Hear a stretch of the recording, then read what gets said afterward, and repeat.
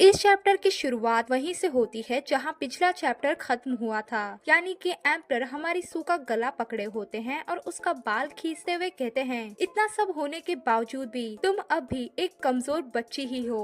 सू अपने कपड़े के अंदर से एक बॉटल निकालते हुए मन ही मन कहती है, अच्छी बात है कि मुझे मास्टर ने एक खुजली पाउडर दिया था जो कि मेरे बहुत काम आएगा अभी। सू भी तैयार हो जाती है उस पाउडर का यूज एम्परर पे करने के लिए, लेकिन तभी वहाँ पर ये जिंग और ग्रैंड ट्यूटर नानबिंग आ जाते हैं। उनको देख एम्परर तुरंत ही सू को छोड़ देता है और उनसे पूछता है, क्या तुम दोनों के पास कुछ कहने के लिए है? ये जिंग तुरंत ही उनको झुकते हुए कहता है, योर मैजेस्टी, प्राइम मिनिस्टर ने मुझे लेडी सू को उनके घर पहुंचाने के लिए यहाँ भेजा है। साथ ही उसके माइंड में होता है कि तुमने आखिर सू के साथ किया क्या, या फिर तुम कर क्या रहे थे? ये सुन एम्परर कहते हैं, सू तुम जा सकती हो। सू भी हामी भर देती है धन्यवाद कहते हुए, लेकिन उसके माइंड में होता है कि लॉन्ग हांगकांग, आज जो तुमने मेरा अपमान किया है इसका बदला मैं लूंगी और तुम्हें इसका 100 गुना चुकाना होगा। इसी के साथ वो ये जिंग की हेल्प लेते हुए वहाँ से चली जाती है। पीछे रह गया ग्रैंड ट्यूटर कहता है, योर मैजेस्टी,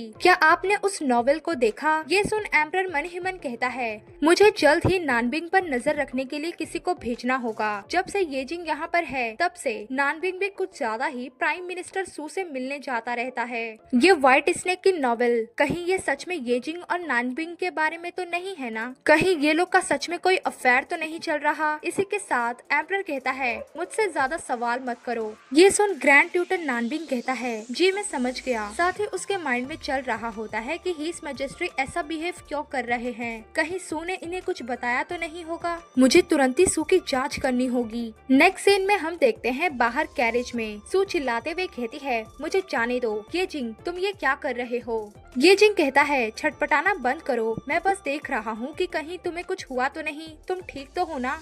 और ठीक तभी कैरेज के पहिए के नीचे पत्थर आ जाता है जिससे कैरेज डगमगाता है और हमारी सू सीधा ये जिंग की बाहों में आ जाती है। अब ये दोनों एक दूसरे के इतने क्लोज होते हैं और ये जिंग भी बड़े ही प्यार से सू का नाम लेते हुए अपनी आंखें बंद कर लेता है। उसके माइंड में होता है कि शायद सू अभी उसे किस करेगी, लेकिन सू 1 मिनट बीतने बाद तक भी उसे घूर ही रही होती है, जिससे कि बेचारा ये जिंग भी अपनी आंखें खोल लेता है और मन ही मन कहता है, ये क्या, मैं बस फालतू में ही इसका इंतजार कर रहा था। सू भी अजीब सा मुंह बनाते हुए कहती है, अरे तुमने अपनी आंखें क्यों बंद कर ली थी? अब ये सुन ये जिंग तो एम्बैरेस हो जाता है और शर्माते हुए कहता है, वो मेरी आंख में रेत चली गई थी, बस इसीलिए। साथ ही उसके माइंड में होता है कि मैं एक पल के लिए खो ही गया था, मुझे लगा कि सू मुझे किस करेगी, लेकिन अब जब मैं इसके बारे में सोचता हूँ तो मुझे लगता है कि सू ने कभी भी मुझे पहले किस करने के लिए पहल नहीं की। ये हमेशा मैं ही था जो उसे किस करता था। क्या ये सोचती है कि मैं एक असभ्य मूर्ख हूँ? वेल हमारी सू तो घबराकर एकदम पीछे हट जाती है और मन ही मन कहती है, इसका चेहरा लाल है, कहीं ये आदमी फिर से कुछ अजीब तो नहीं सोच रहा है। खैर तभी कैरेज सू के घर के बाहर पहुँच जाता है और सू के उतरते ही इसके प्यारे ये 3 नमूने चिल्ला के कहते हैं, माई लेडी, अंततः आप वापस आ ही गयी। The legend of the white snake की सारी कॉपीज बिक चुकी हैं। हमने करीब 1 लाख कॉपीज बेची हैं। ये अब तक रिकॉर्ड की गई संख्या है। हमारे पास अभी भी ऑर्डरों का पहाड़ है, लेकिन कैपिटल के सभी मास्टर और उन सबके स्टूडेंट, हर कोई काम के बोझ के तले दबा हुआ है। वे सभी जलकर राख हो जाएंगे। उन बेचारों के तो प्राण खतरे में है, क्योंकि ऑर्डर आए जा रहा है। वे सभी अपने करियर को चुनकर पछता रहे हैं। और तो और उन्होंने 2 लाख से ज्यादा ऑर्डर जोड़ लिए हैं। पब्लिश हाउस के बॉस ने भी कुछ दोस्तों के साथ यहाँ आकर मदद के लिए हाथ बढ़ाया है। सफलता के जोखिम भरे रास्ते पर हम निकल पड़े हैं। ये सब सुन सू कहती है, वे लोग अपने जान को जोखिम में डाल रहे हैं, तो उनके लिए कुछ नाश्ता पानी लेकर जाओ और प्लीज उन पर ज्यादा दबाव मत डालो, कहीं ऐसा न हो कि वो काम करते करते मर ही जाएं। और हाँ, ये लो, उन्हें ओवर टाइम का इनाम दे देना। वो लोग भी वो गोल्ड टेल्स ले लेते हैं और कहते हैं, आप बहुत उदार है माय लेडी, जैसा आपने कहा हम वैसा ही करेंगे। ये जिंग का ध्यान तो हमारी सू के पर्स पे होता है और वो मन ही मन कहता है, क्या इस पर की ये कढ़ाई सू ने खुद की है? अब ये जिंग की नजरें अपने पर्स पे नोटिस करके सू मन ही मन कहती है, इस आदमी की नजरें मेरे पर्स पर टिकी हुई क्यों हैं? रुको, मैं समझ गई। उसे अभी अभी अपने पद पर बहाल किया गया है। हो सकता है कि उसके पास अभी पैसे ना हो और एम्परर से उसे किसी भी तरह का वेतन भी ना मिला हो, तो जरूर इसे पैसे की कमी होगी। ये सोचते हुए सू उसे अपना पर्स देते हुए कहती है, ये ले लो ये जिंग। अब सू तो ये सोचकर दे रही होती है कि मैं बस अनाथ बच्चों की मदद कर रही हूँ, वो भी ऐसे अनाथ लड़के की जिसके अंडर उसका छोटा भाई भी आता है। लेकिन हमारा ये जिंग चौंकते हुए कहता है, क्या सच में मैं ये ले लूं? असल में उसके माइंड में होता है कि क्या सू मुझे ये गिफ्ट में दे रही है, क्या ये हमारे सगाई का गिफ्ट है? वेल, हमारी सू तो ये जिंग को फोर्स करते हुए कहती है, इतना सोचो मत, बस इसे ले लो। बेवकूफ ये जिंग भी शर्माते हुए ले लेता है और मन ही मन कहता है, तुम्हारा दिया हुआ ये गिफ्ट मैं हमेशा संभाल के रखूंगा। खैर, हमारी सू अपने घर में जाते हुए कहती है, कमांडर ये जिंग, कृपया ध्यान से अपने घर लौट जाना। चलो तो अब मुझे जाना चाहिए, बाय।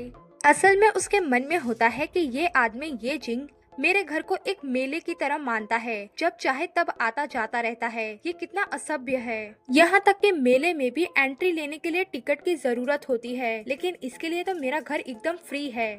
वेल, ये जिंग खांसते हुए कहता है, मुझ पर ज्यादा ध्यान मत दो, मुझे प्राइम मिनिस्टर से कुछ बातों पर चर्चा करनी है। तभी पीछे से कोई कहता है, आज यहाँ पर काफी भीड़ लग रही है, शायद मैं बुरे समय पर आया हूँ। असल में वहाँ पर बंधक प्रिंस चू ज्यूगे आ चुका होता है और वो कंटिन्यू करते हुए कहता है, मैं किसी और दिन आऊंगा। उसे देखते ही सू तुरंत ही चिल्लाते हुए कहती है, चू ज्यूगे, तुम यहाँ पर आए हो? अब तुम पहले ही इतनी दूर आ चुके हो, तो चलो अंदर चलो। अंदर से तो हमारी सू की फटी पड़ी होती है कि ओ नहीं, इसने मुझे बताया क्यों नहीं कि ये यहाँ आने वाला है। आखिरकार ये फ्यूचर में जाके एक खतरनाक एम्परर बनेगा, मुझे इससे अपनी बनाए रखनी है। चू ज्यूगे कहता है, मैं तुम्हारे दिए कपड़े और दयालुता के लिए धन्यवाद करने के वास्ते यहाँ आया था, लेकिन ऐसा लगता है कि तुम्हारे पास पहले से ही महत्वपूर्ण मेहमान हैं, तो फिर मैं किसी और दिन आ जाऊंगा। लेकिन हमारी सू तो उसका हाथ ही पकड़ लेती है और उसे अंदर ले जाते हुए कहती है, नहीं नहीं, मैं तो फ्री ही हूँ, चलो अंदर चलो। अब सू ने चू ज्यूगे का हाथ पकड़ा है, तो ये जिंग कैसे देख सकता है? उसे तो बहुत ज्यादा गुस्सा आ रहा होता है कि सू, आखिर तुम इस आदमी को अपने घर में क्यों ले जा रही हो?